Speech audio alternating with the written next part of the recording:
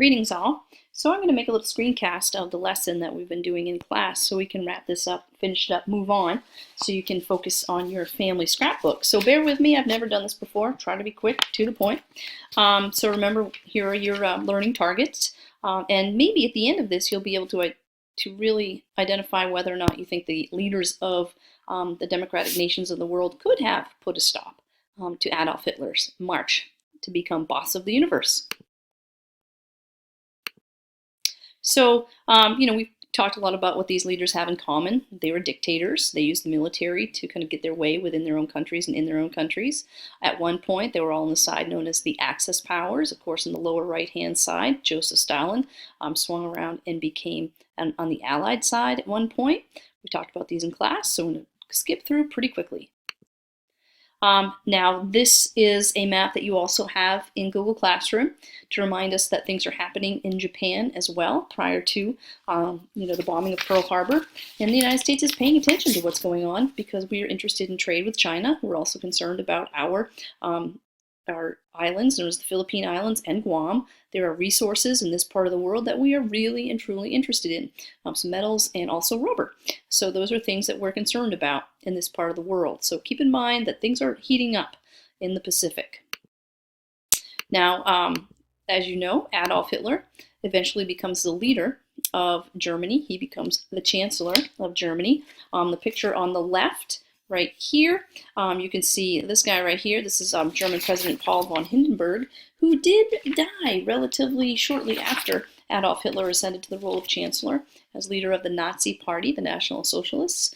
Let's not read anything into that. He was elderly, and he did pass of natural causes, and we see Hitler doing some things to make some changes in Germany to solidify his power in the role of dictator, making sure that people belong to only one political party, his political party, the Nazi Party for short, and also kind of a shift in the government. You can see the way that the military is becoming incredibly important in Germany, that German soldiers and sailors must swear their loyalty to Hitler as opposed to Germany.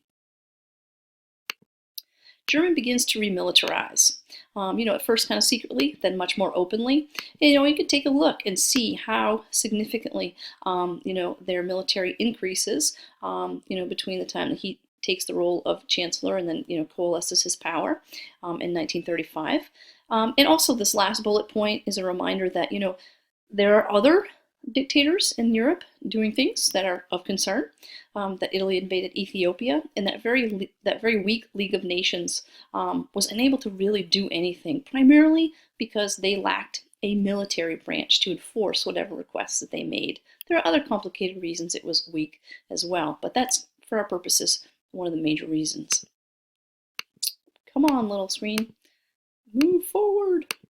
Okay, now Germany continues to kind of ignore the Treaty of Versailles and kind of do as it chooses, and in March of 1936 they march into this little territory, part of Germany, which they were not supposed to have military in there because it does border France, and it also here, and it borders Belgium here, and it was supposed to stay demilitarized because as a result of World War I, those nations really and truly wanted to see that area free of any German military.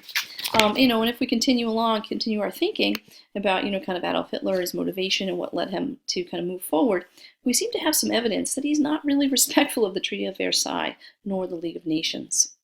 On a side note, I also want to mention that the Nuremberg race laws have been put in place in Germany, and that no Jewish people, for example, can own land.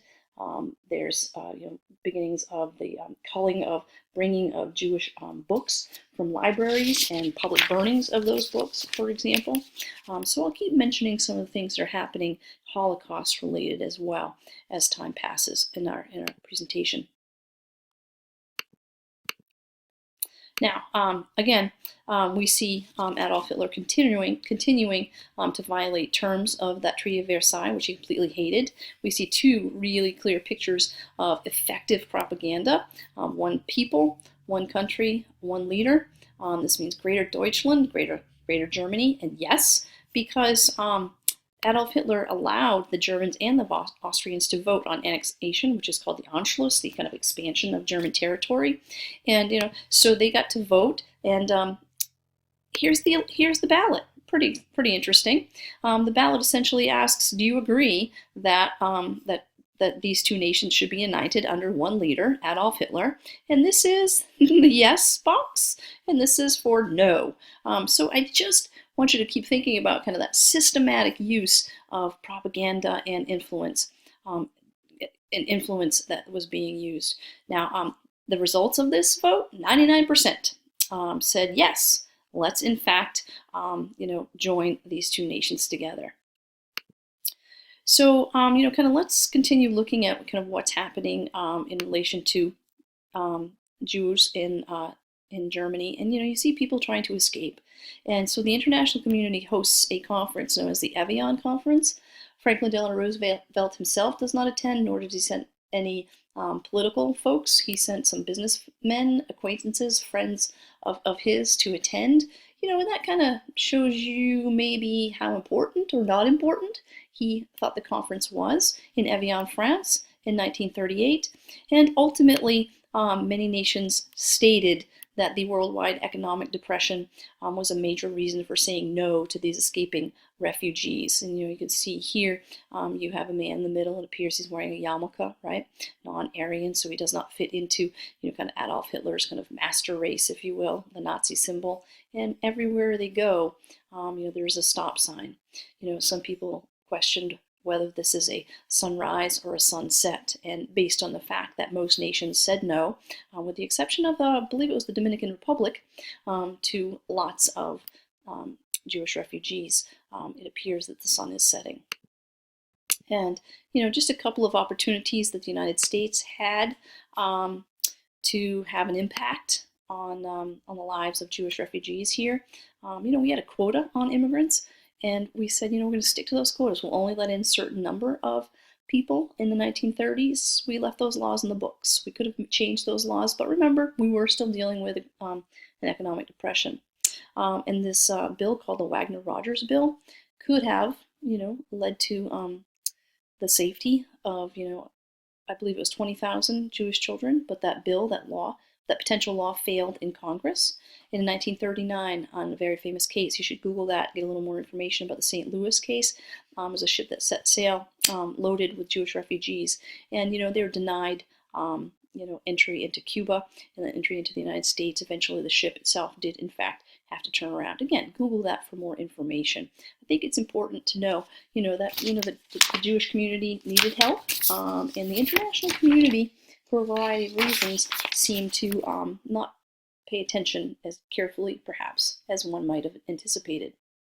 Now, this is a piece of editorial, this is an editorial cartoon here, which I think really illustrates kind of that idea of American isolationism. That's what America was pursuing. America needs to stay at home and deal with its own issues. It had learned its lessons as a result of World War I, and they wanted to stay home. Yeah, this is Dr. Seuss. Dr. Seuss, his full name was Theodore Geisel, had a whole lot to say when it came to America's response to what was happening in the world prior to World War II and during the early days of World War II. Now, again, we have another editorial cartoon here, and we also have a picture of this gentleman shaking hands with this gentleman. I'm sure you know who this is, but this man right here, he was the Prime Minister of Great Britain. His name was Neville Chamberlain, and he participated in what was known as the Munich Conference. Interesting. Munich is in Germany, so Great Britain went to Germany. Who seems to have kind of the high ground in this situation? But anyway, Neville Chamberlain went there because he wanted to try to negotiate with Adolf Hitler. And so he goes to negotiate, and he comes home and he gets off the plane and he claims that he has brought peace to our time. And that peace plan is called appeasement. And this is kind of how appeasement works, right? So here's what the deal was, that the international community would kind of look the other way as Adolf Hitler took over what was called the Sudetenland, a small part of Czechoslovakia. And by the way, that Sudetenland had lots of really great stuff. Coal and iron and steel. A great place to go to if you want to build your military. But anyway, so they're going to give Hitler this area. And he'll be happy and he'll stop expanding. Well, let's think that through.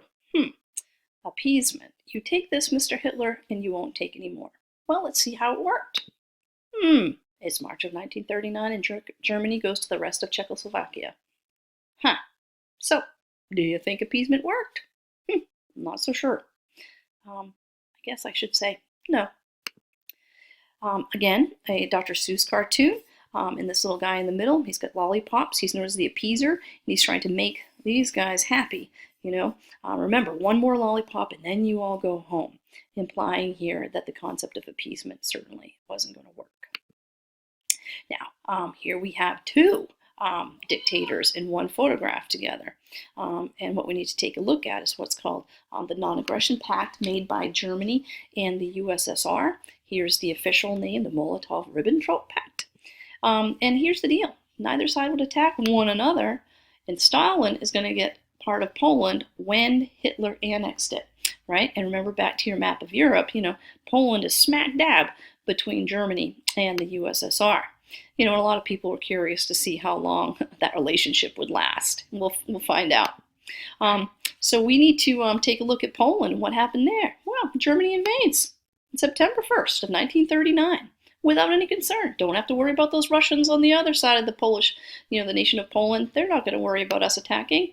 And unfortunately, France and Great Britain, despite their efforts to stay out of the situation, are now declaring war on Germany, and this is called the official start of World War II. And again, I have an editorial cartoon from another great editorial cartoonist named Herb Bloch. Just take a look at it. I think you get it. And let's see, Adolf Hitler continues to the north and to the west. As you can see, they head into other nations, and they're using, a form of military kind of attack called the Blitzkrieg. I suggest you Google that, get a little more information about that. And then one thing you should know is, as a result of the failure of appeasement, right, Great Britain elected a new prime minister named Winston Churchill. You should watch the brief Winston Churchill video at my website. He's a fascinating individual, and he and Franklin Delano Roosevelt established a very, very strong relationship. And as you can see in this photo here on the left, a very disturbing photograph, in June of 1940, France itself falls to the Nazis, and that is quite a shock for many in the world. As you know, Great Britain declared war on Germany, and so this is where I mentioned earlier that things are going to change for Great Britain. You're going to have tons and tons of ammunition coming in from the air, from airplanes, and the Blitz begins, and this is where London itself was bombed for 57 nights in a row. You see St. Paul's Cathedral, which was miraculously, for whatever reason, never hit by the bombs during the Blitz. It was extremely high civilian casualties, and the world is watching, America is watching, and, this is a nice piece of propaganda related to the Blitz from the perspective of the British. This is a picture of British citizens in London, living in the tube, in the underground tunnels, in the subway, if you will, trying to keep themselves safe. And this is a quote here at the top from Winston Churchill. And of course, he's saying what he has done. Well, we know who he is in this case. That is Adolf Hitler, and that's who he's referring to. So remember I said Stalin started off as an Axis power, flips over and becomes an Allied power? Here's why. In May of 1941, Adolf Hitler begins what's called Operation Barbarossa. And they decide to, as you can see here in this map, right, so you've got, Germany took over Poland. They're heading east into the USSR. That's a bold move, but it's also a turning point because that's when the relationship between Hitler and Stalin falls apart. Now, just so you're aware, we have these three together, known as the Axis powers. Notice who's missing? No more Joseph Stalin, because Joseph Stalin has been attacked by Adolf Hitler. So we have the Axis powers. We have Benito Mussolini, we have Hideki Tojo, and we have Adolf Hitler. And this is a piece of propaganda, information designed to get you to think in a certain way so you'll act in a specific way. Obviously, this is a warning, a reminder, to kind of keep your mouth shut because enemy ears are listening. All right, so that's where we're going to stop right now. Thanks for participating in my first screencast.